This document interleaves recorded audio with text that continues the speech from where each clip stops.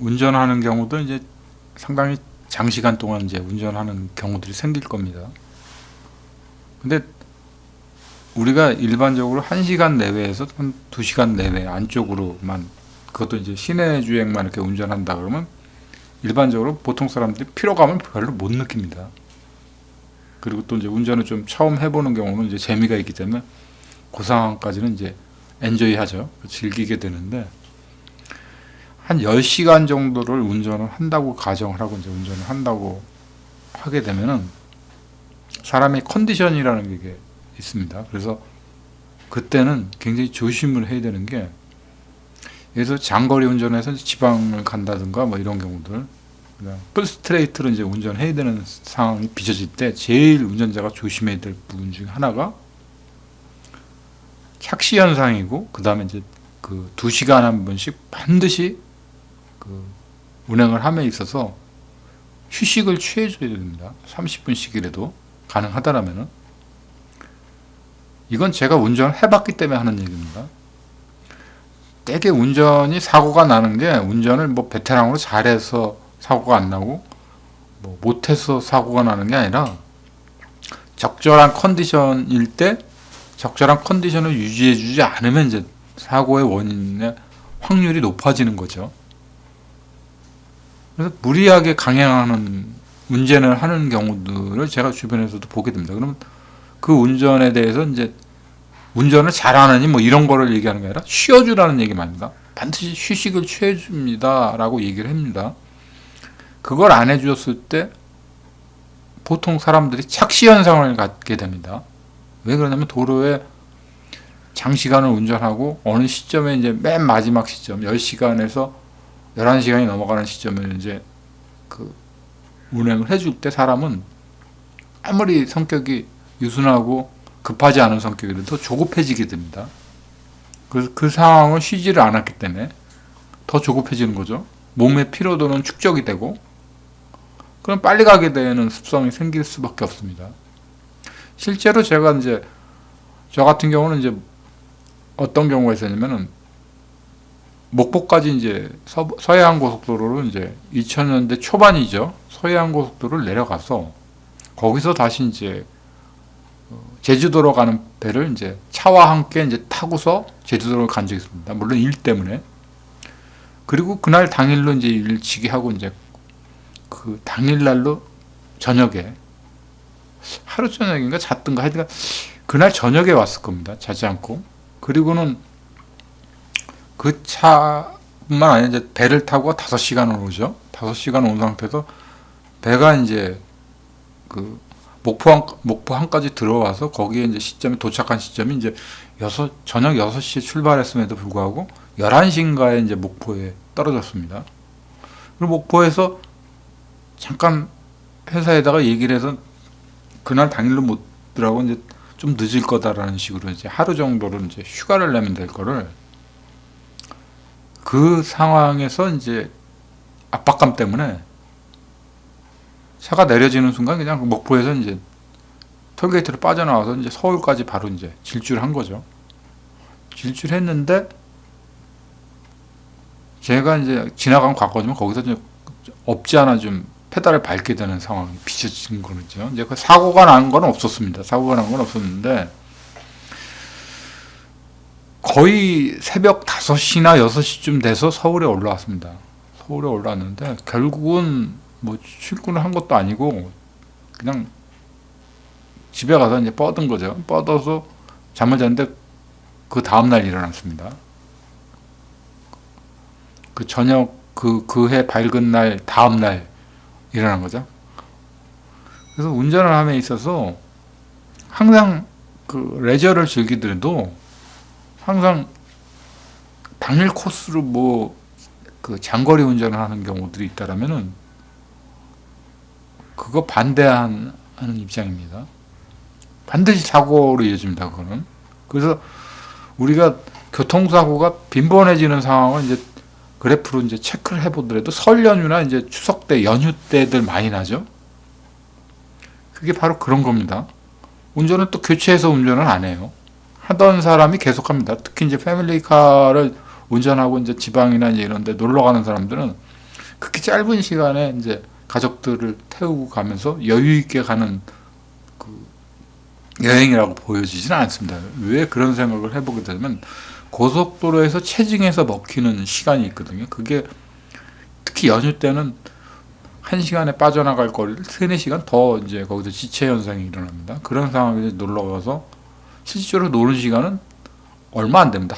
하루 정도밖에 안 되는 거죠. 자고 이제 짐 풀고 가서 하는 거. 근데 제대로 놀려면은 좀 길게 잡아야 되는 게 맞습니다. 그리고 휴식을 충분하게 취하고 난 다음에 이제 길이 막히더라도 그 길을 올라오는 거죠. 근데 대부분의 사람들이 이제 비슷한 레파토리로 이제 동시에 움직여지고 동시에 올라오기 때문에 기름 막히고 동시에 이제 스트레스들 서로 쌓이는 거죠.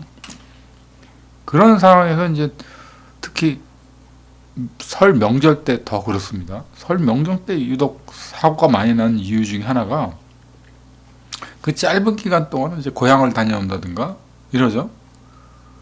그럼 이제 어른들도 뵙고 이제 인사도 하고 해야 돼서 또 본인이 와서 또 집에 와서 쉬려고 그럽니다. 그럼 빨리 올라오려고 그런 거죠. 그러다 보니까 유독 그 설 때 없던 사고들도 설 명절 때 많이 사고가 나는 것 같습니다. 이게 아마 피로의 원인인 것 같습니다. 짧은 시간 동안에 이제 사람들이 그거를 다 하려고 욕심을 내서 하다 보니까 그런 문제들이 생기는 것 같습니다.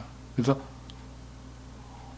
뭐 그런 경우들이야 뭐 어쩔 수 없다고는 하지만 일반적으로 우리가 어려운 상황에 직면한다는 길이 막혀서 이제 오도 가도 못하는 상황이 생길 때도 있죠.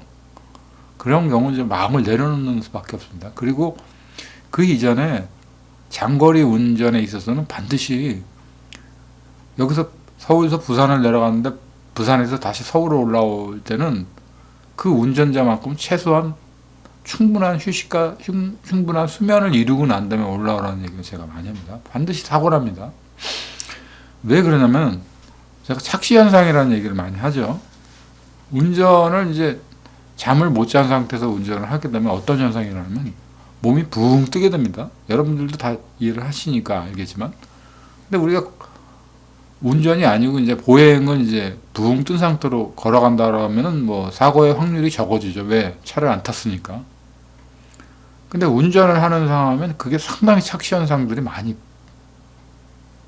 보여지게 됩니다. 평상시 때 한 개로 보이던 게 둘로 보일 수도 있는 거죠.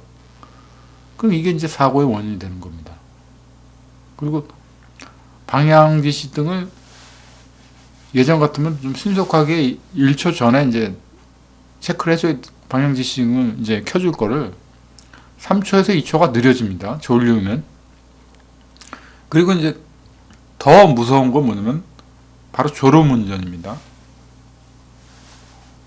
우리가 나는 잠이 없어 운전함에 있어서 졸음운전 난 절대로 안 해. 그건 거의 100% 거짓말입니다. 왜 제가 그 얘기를 하냐면 저도 잠이 없는 사람입니다. 평상시 때 하루에 4-5시간밖에 안 자고 이제 아침에 일어나게 되는데 매일 여기서 서울에서 이제 전주 방향을 매일 출퇴근한 적이 있었습니다. 상황이 불가피해서 이제 그런 경우가 있었는데 5시에 일어나서 이제 전주를 간 거죠. 그리고 저녁에 오고. 근데 서울에서 그렇게 내가 잠이 없는데도 불구하고 호법분기점만 가면 졸음이 쏟아집니다. 그게 이제 거기까지가 호법분기점이 이제 거의 2시간 거리 정도쯤 되죠. 1시간 반에서. 그러니까 사람이 아무리 운전을 하면서도 졸음이 없는 사람도 마약을 먹은 것처럼 2시간이 넘어가는 시점이 딱 되면 졸립니다. 졸리는데 어느 정도로 졸리냐면은 진짜 좁니다. 조는데 그 상황을 빠져나올 수가 없습니다. 왜 그러냐면 일단 졸음이 오는 상태에서 휴게소도 없습니다. 호남고속도로는 들어서면은 그때부터 휴게소 가는 게 막 질비하게 축축축 있는 게 아니라 1시간 이상을 또 가줘야 뭐 한두 개씩 이렇게 휴게소가 나옵니다. 거기에 이제 우구장창 계속 가야 되는 상황인데 그게 이제 상황이 이제 노면이 좋은 상황일 때는 어떻게 갑니다. 가는데 문제는 그날 뭐 이제 호남고속도로는 이제 안개가 거나 그런 도로들은 아닙니다. 하지만 이제 눈이 오거나 비가 올 상황들의 악조건을 생각을 해보는 거죠. 그럴 상황일 때, 그리고 차가 빈번하게 많아질 때가 있습니다. 호남고속도로가 그렇게 차가 빈번하게 많지는 않습니다. 근데 많아질 때가 있습니다. 그럴 때 만약에 내가 이제 졸음운전을 한다 그러면 사고로 이어지는 거죠. 그래서 항상 휴식이라는 게 굉장히 중요합니다. 그거는 운전을 잘하는 거하고 상관없습니다. 실제로 이제 내가 꼬박 졸았다 그러면 100m를 그냥 가는 겁니다. 핸들을 안 잡고. 그래서 요즘 뭐 자율주행이다 뭐 이런 것들을 많이 해놓죠. 크루즈 컨트롤을 그때 해놓는 겁니다. 저는 그럴 때 쓰라고 있다라고 보는 거지 그걸 과신하는 건 아닙니다. 왜냐면 정 졸려운데 이러지도 저러지도 뭐 빠져나갈 수도 없는 상황이라면은 가긴 가야죠. 아무데나 차를 세워놓으면 또 그것도 사고의 원인이 될 수 있으니까 일단 위험한 도로는 빠져나와서 휴식을 취해야 되는데 그럴 때 크루즈 컨트롤을 잠시 의존하는 겁니다. 워낙 졸려오니까. 그리고 이제 창문을 열어놓는 거죠. 창문을 열어놔도 졸립습니다. 경험을 했던 거기 때문에 제가 얘기를 하는 거죠. 근데 화물차들이 운전이 노련을 하지 못해서 사고 나는 게 아니라 저 사람들 100% 졸음운전 때문에 사고가 나는 거죠. 저는 그렇게 판단합니다. 화물차들이 정신이 멀쩡하면은 질서를 잘 지킵니다. 자기 차에 대한 특성들을 잘 알기 때문에 특히 5톤 이상이거나 11톤 차량들이 막 매달릴 거라고 생각하시죠? 고속도로 안 그렇습니다. 그거 가속 페달을 밟는다 그래서 80km 이상 나가지도 않을 뿐더러 그거 내가 밟겠다는 얘기는 나 죽겠습니다 하는 소리와 같습니다. 근데 대부분의 화물차들이 이제 그 시간에 맞게끔 그 충분한 휴식을 취하면서 운전하는 사람들 거의 없습니다. 돈 때문이라도 그 악조건에서 일을 한다라고 보는 거죠, 저는. 근데 이거 누가 해결해 주는 문제가 아니라 본인이 알아서 할 수밖에 없습니다. 왜냐면 사고와 연관된 거기 때문에 반드시 장거리를 운행하기 전에는 내가 충분히 잠을 잤는가 여부도 봐줘야 되고요. 요즘은 이제 고속도로마다 휴게소가 많으니까 도저히 안 되겠다 싶으면 휴게소에 들어가서 1시간이든 2시간이든 반드시 잠을 청하고 졸려올 때 그리고 이제 나머지 운행을 해줘야 되는 게 맞습니다. 그 무리하게 운전하면 대형 사고로 이어집니다. 대형 사고로. 그렇다고 고속도로라는 게 내가 혼자 주행을 해서 가는 도로가 아닙니다. 여러 사람과 같이 공유해서 가는 도로이기 때문에 까딱 잘못해버리면 이제 승용차들은 그렇죠. 승용차들도 졸음 운전하면 이제 이 중앙에 이제 가드레일가 있죠. 이 가드레일을 받고 튕겨져 나갑니다. 졸음 운전하다가. 그런 경우 실제로 저도 많이 봤습니다. 그래서 운전을 내가 잘한다라고 얘기하는 게 아니라 내가 잘하기 전에 다른 위험한 차들도 피해 다녀야 되는 상황이 이제 이 도로 여건이죠. 그래서 항상 운전은 그 과속하는 거하고 졸음 운전은 반드시 피해야 됩니다. 근데 상대가 졸음 운전하는 거를 내가 피할 수는 없지 않습니까? 피할 수는 없기 때문에 제일 중요한 건 앞서도 얘기했지만 운전은 이제 방어 운전도 해야 되겠죠. 그래서 과속을 하지 말라는 거죠. 과속을 하지 말라는 것도 있고 차량 상태도 아주 나빠집니다. 풀악셀 밟아된 차량들은 금방 망가집니다. 같은 차종이라도 그 최대값이 800이다 그러면 차를 운행할 때 한 500 정도 수준으로 쓰는 게 차를 오래 타는 방법이기도 한 거죠. 그래서 이런 주의점들을 한번 새겨보는 것도 나쁘지 않으리라고 보면서 제가 영상을 담아봤습니다.